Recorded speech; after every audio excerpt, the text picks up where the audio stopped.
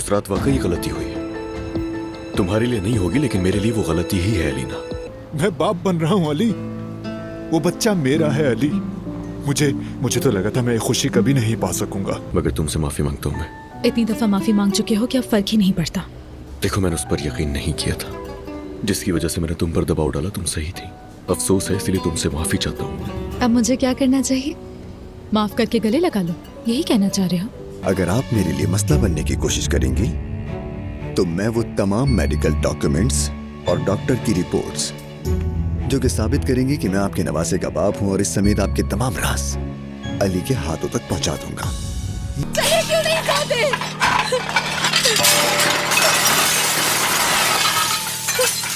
तुम मुझसे हमेशा नफरत ही करती रहो, लेकिन जब तुम्हें पता चलेगा कि ये आदमी अली ने सभी राब्ते में, फिर मैं तुम्हें देखूंगा कि तुम्हें इससे भी नफरत होती है या फिर नहीं। मोहब्बत बदुआ